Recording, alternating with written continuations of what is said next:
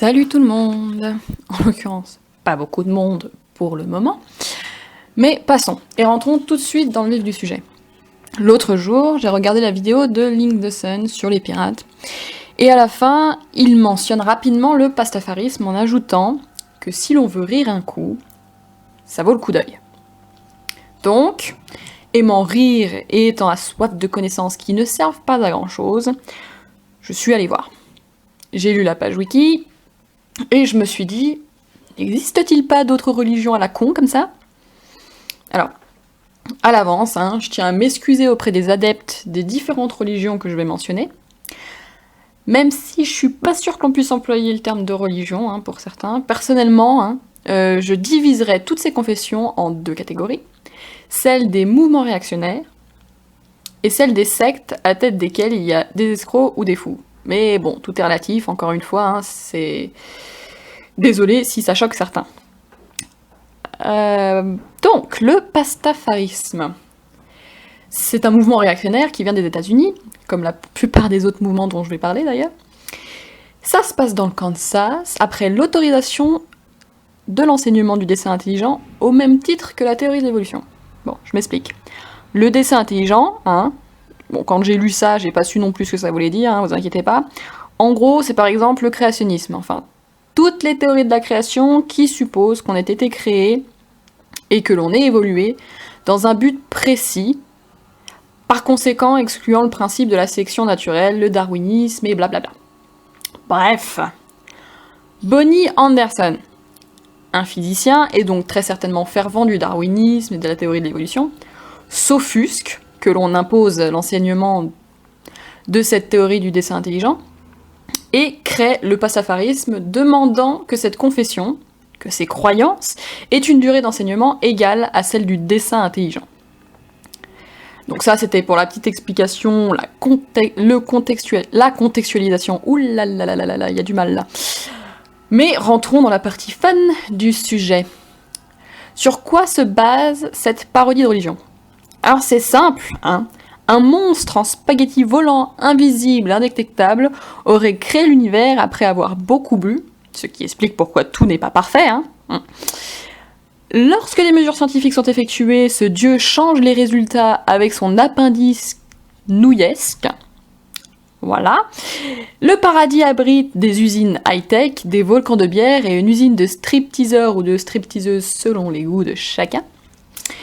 Et l'enfer est quasi similaire, sauf que la bière est éventée, que les stripteaseurs ou stripteaseuses ont des infections transmissibles, donc la tuile.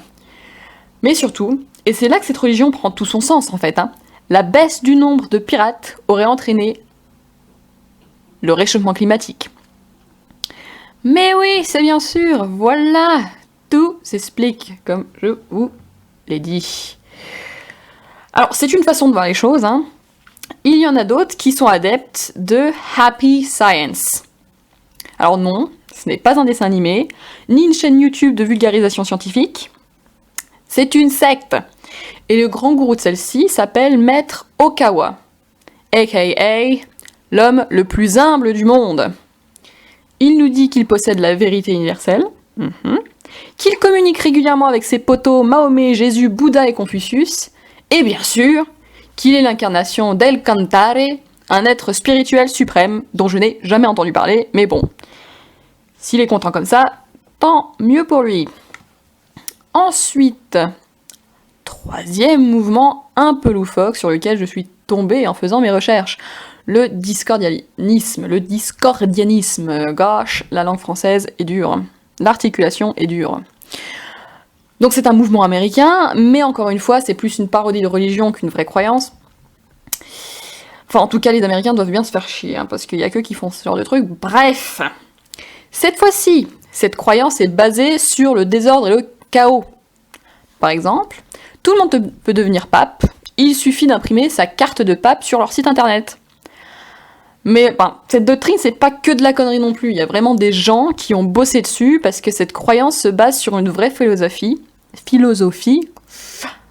qui dit en gros que la réalité est relative selon le milieu de la société dont on est issu. Jusque-là, on peut tous être d'accord, je pense.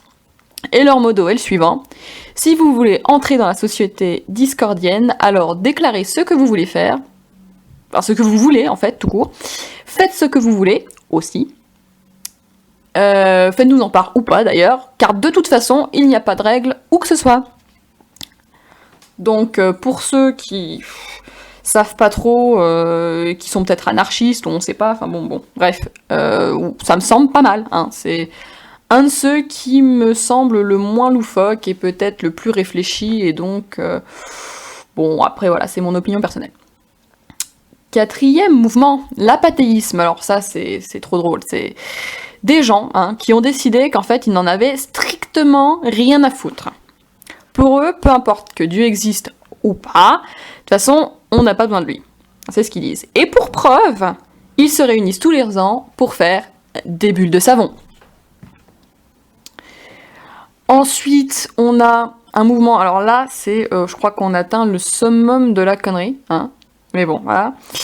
À la base, c'était un mouvement de défense des Afro-Américains musulmans, et c'est parti en couille totale. Enfin, on sait pas comment d'ailleurs, c'est ça qui fait peur, Mais entre autres, ils pensent qu'au départ, nous étions tous ambidextres avec le cœur au milieu de la poitrine, mais qu'une météorite est venue tout dérégler, ok. Mais également que le fils de Satan existe, qu'il a été béni par le pape lui-même et élevé par Richard Nixon. Oui. Mais où est le lien, bordel de merde? Enfin bon. Voilà. Et le dernier mouvement que je voulais aborder, c'est le mouvement raélien.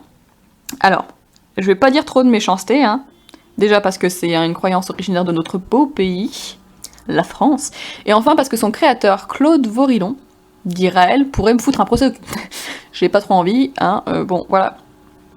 Mais je vais quand même vous expliquer en gros ce sur quoi est basé ce mouvement qui, pour le coup, ne se cantonne pas à un seul pays, mais s'est développé dans le monde entier.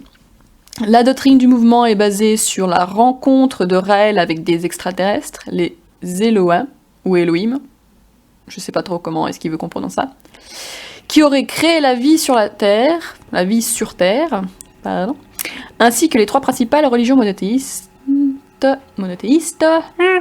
à savoir catholicisme, islam et judaïsme. Dans leurs croyances, l'avancée scientifique est centrale, surtout le clonage et le transfert de la conscience, afin d'accéder à l'immortalité. Et ce mouvement prône également la libération sexuelle, évidemment, sinon ce ne serait pas drôle.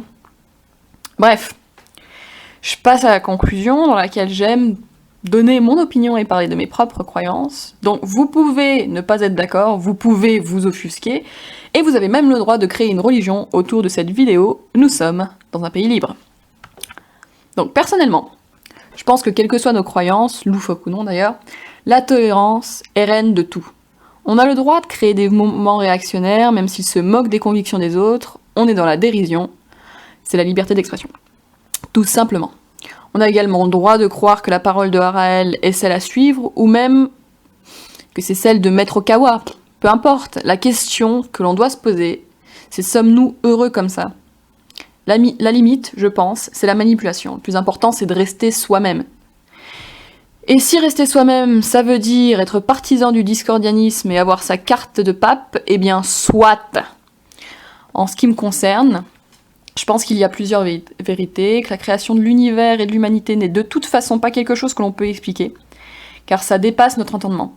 De la même façon que Dieu n'a ni commencement ni fin, ce qui pour nous humains, en principe, n'est pas concevable. Tout a un début et tout a une fin dans notre société, dans notre monde. Mais bon, il y a des choses qui ne sont tout simplement pas explicables. Et moi, je comprendrai jamais, pourquoi l'on cherche absolument à tout comprendre et ensuite à imposer sa vérité. La vérité, pour moi, elle est plurielle.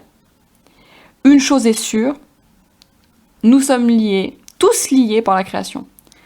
Nous sommes connectés à la Terre, liés les uns aux autres et également à la matière. C'est d'ailleurs ce qu'on peut ressentir lorsqu'on médite. Et c'est ce que j'invite tout le monde à faire. Enfin voilà. J'ai parlé de ma vie, ça m'a fait du bien, ça va mieux. Merci à tous et bonne journée.